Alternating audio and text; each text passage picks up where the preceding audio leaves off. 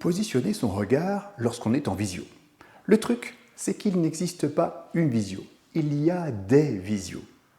Et selon le contexte, les règles ne sont pas tout à fait les mêmes. J'ai identifié 3 cas différents. Premier cas, la réunion. Ici, l'enjeu principal, c'est l'interaction. Quand vous parlez, votre regard sert à montrer que vous êtes en lien avec les autres. Et regarder les visages, les réactions, les micro-signaux non-verbaux est donc essentiel pour pouvoir évaluer votre impact. Le repère, regardez la caméra 20 à 50% du temps. Regardez la caméra quand vous argumentez, quand vous prenez position pour marquer votre présence. Et le reste du temps, regardez aussi les réactions non-verbales de vos collègues à ce que les autres racontent. Le piège, le partage d'écran. Lorsque vous passez en plein écran, l'auditoire disparaît et vous vous retrouvez à parler dans le vide.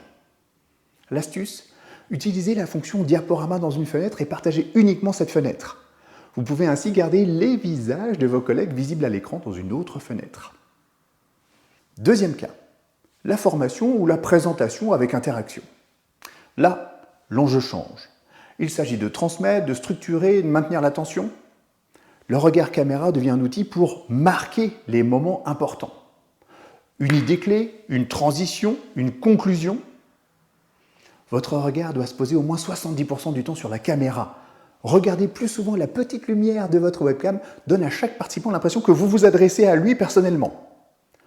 Votre regard devient alors le moteur de leur attention. Et troisième cas enfin, le webinaire sans interaction. Là, c'est le cas le plus exigeant.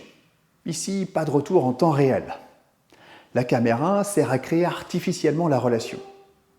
Le repère, 100% du temps sur la caméra, avec des micro-décrochages naturels, bien sûr.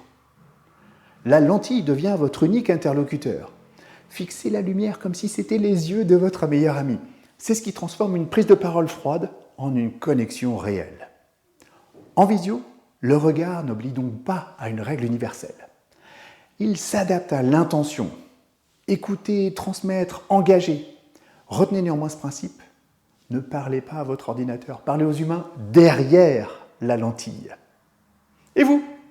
Est-ce que vous avez tendance à adopter le même principe, quel que soit le type de visio, ou vous vous adaptez? On en parle en commentaire.